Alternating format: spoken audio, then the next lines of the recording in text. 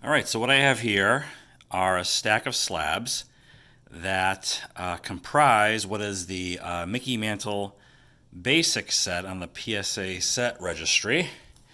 And these are not on the registry, and I have no intention of actually doing that. Primarily because I have no plans to upgrade any of these cards.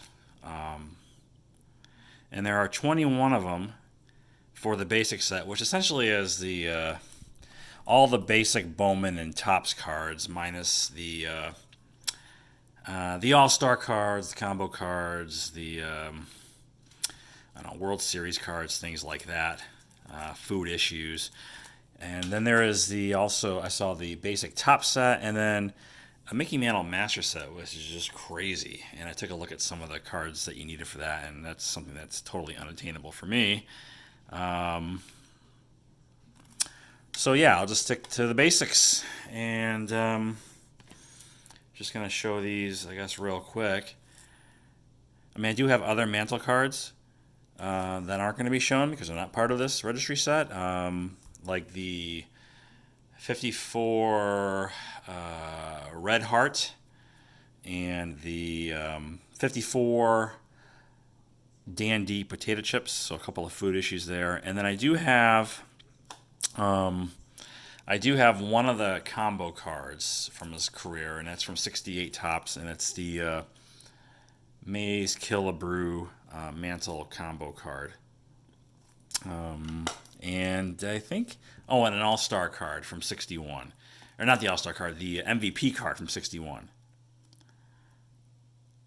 So even though I don't intend to go for, the master set, I do plan to pick up a few others that I'm kind of missing. I would like to get to some of the All Star cards, only like I think four of them, four or five, and then a couple of the combo cards, not all of them, but a couple that I like. I think one from 57 with him and Hank Aaron, and then I think he's got one with Willie Mays from I think it's 64. I'm not sure. And then I do like the World Series cards.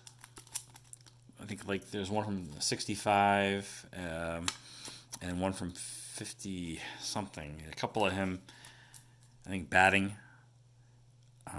No interest in that stupid card of the longest home run where it's just a picture of the stadium. I don't know why the hell it's even classified as a Mantle card. There's a 60 Topps.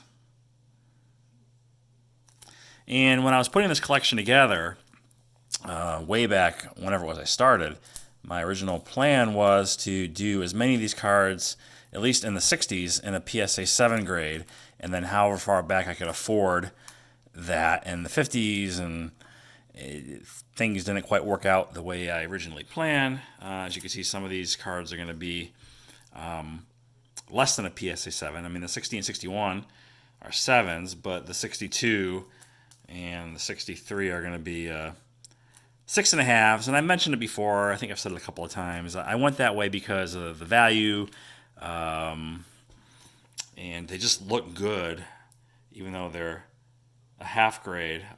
They just look really good. So if you're going for a 7, you can find a 6.5 that looks like a 7 at probably about half the price typically. And somebody asked me the question if I was going to ever upgrade any of these, and again, no, too expensive to do so.